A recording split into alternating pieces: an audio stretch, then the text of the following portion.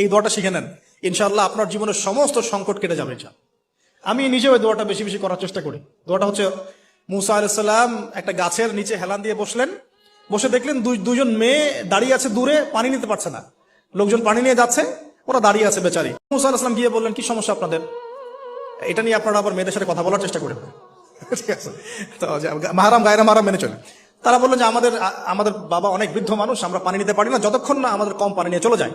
তো মুসা আলাইহিস সালাম একটু বললাম না, ফিজিক্যালি খুব স্ট্রং ছিলেন, থাকে না বডি বিল্ডার, সামনে গিয়ে কথা বলে সরো পানি দিতে দাও, তখন মানুষ একটু মূল্যায়ন করে না। তো মুসা আলাইহিস সালাম এভাবে পানি নিয়ে দিলেন এবং বাছুরদেরকে পানি পান করালেন, করিয়ে গাছের নিচে এসে বসে আছেন। বসে বসে তিনি দোয়া করছেন, এই যে দোয়াটা তিনি দোয়া করছেন, রব্বি, একটা নেক কাজ করলেন, নেক কাজ করলেন না, মানুষের উপকার করলেন, নেক কাজ করে এসে গাছের নিচে বসে দোয়া করছে, আল্লাহ এখানে তো আমার খাবার পানি বাসস্থান কিছুই নাই, আমি কি করব?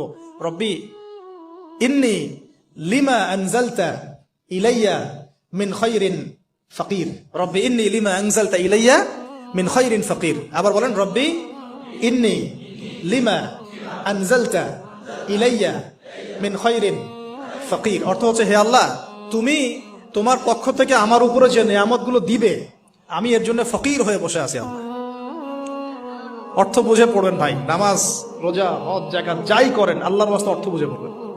অর্থ বুঝে পড়লে আপনার ইবাদতের স্বাদ পাবেন, তৃপ্তি পাবেন, আল্লাহর সাথে কানেকশন হবে, আল্লাহর নূর পাবেন, মাআরিফত পাবেন, সত্য স্বপ্নও দেখবেন তখন।